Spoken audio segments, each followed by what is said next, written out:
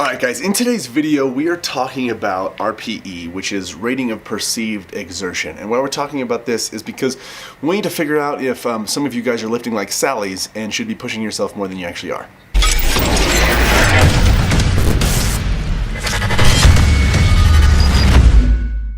Alright guys, today we're talking about RPE, which is rating of perceived exertion.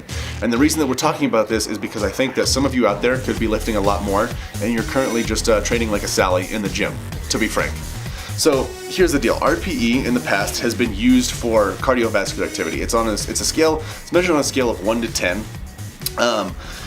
1 being like during your activity you can hold a really good conversation, you're not out of breath. 10 being like you're gonna die and you're gonna throw up. Okay, now like I said, usually this has been used to rate cardiovascular activity and how much you're pushing yourself during that cardiovascular activity. But it needs to be used for resistance training because like I said, I do believe that a lot of you guys out there aren't pushing yourself as much as you possibly could be when it comes to your weights in the gym. So what I'm gonna try to do in this video is explain how RPE can be used to gauge how hard you're working with your resistance training. So like I said, normally RPE is a scale of 1 to 10. But because you shouldn't be lifting like a Sally, we're going to use a scale of 6 to 10. You shouldn't be anywhere between 1 to 5 when it comes to your resistance training. So this scale that we're making up today is going to be 6 to 10. 6 on a scale of the 6 to 10 would be meaning you have like 4 reps. You have like 4 reps left in the tank. A 10 would be your max effort. And so if we were to go up that scale, a 7 would be 3 reps left in the tank. 8 would be 2 reps left in the tank. 9 would be 1 rep left in the tank. So whatever level of RPE that you're at, just do the math to make up for 10, and that's how many reps you should have left in the tank. So like I said, a scale of 6 would be 4 reps left, so on and so forth. So. And when I say reps left in the tank, I mean that is literally all you have left. I'm not talking about, oh, it burns a little bit and it'll burn a little bit too much if I do a few more reps, or oh yeah, I can feel it working, but I might feel it a little bit too much if I do a few more reps. No. I'm talking like if your life depended on it and you were at the bottom of a squat, you could only get 1 more rep left because that's how much weight you are using.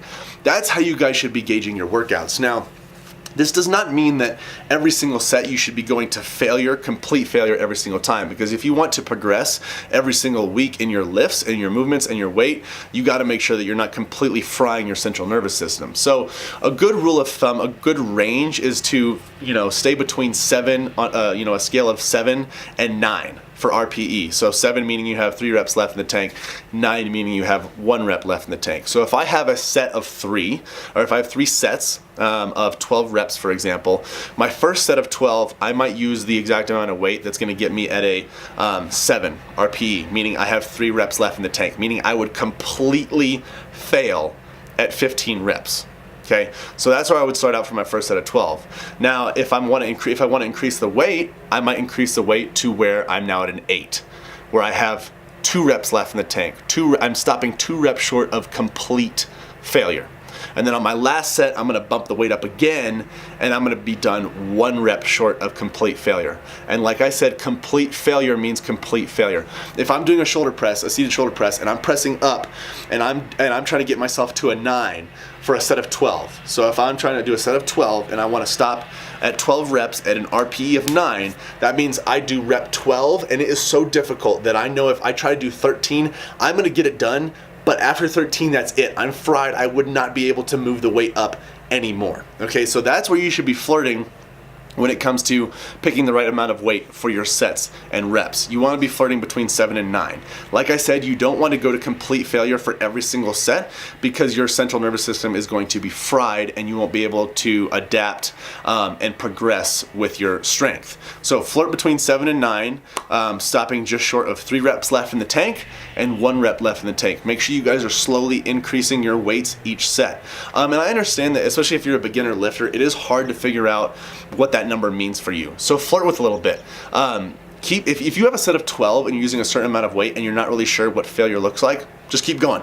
Just keep going and figure it out until you really feel like, okay, 1 rep is all I have left. The rest is going to be impossible. Just flirt with that boundary a little bit, because I think what we've been taught is we need to make sure that we're sweating a lot and our muscles are burning a lot. We need to kind of flip that on its head and just focus on our strength. What's the max amount of weight I can use in 12 reps? Stopping short of 3 reps, 1 rep left in the tank to 3 reps left in the tank. That's where your focus needs to be. Whether your goal is muscle building, fat loss, your focus needs to be on strength. So guys, make sure you use, when you're lifting, make sure you use that scale of RPE from 6 to 10. Remember, we're not talking about 1 to 5 because you're lifting like a Sally if we're 1 to 5. We're gauging from 6 to 10. 6 meaning you have 4 reps left in the tank. 10 is your max all out effort, cannot do any more reps, okay? So use that RPE, try to stay within your sets, try to stay within 7 to 9, really flirting with that failure, but not getting to complete failure. All right, guys, so don't really worry about your heart rate too much, how much you're sweating, how heavy you're breathing. That rest in between each set should just be enough for your muscles to recover in order to increase the weight and go at it again in the next set. So guys, make sure you use this tool, this RPE scale, when you're in the gym, rating a perceived exertion. Other than that, thank you so much, can't talk today. Thank you so much for watching the video. If you didn't know, a lot of people don't know, I'm on Instagram, Adam_Poehlmann Fit, and we are also on Facebook, facebook.com/Poehlmann Fitness.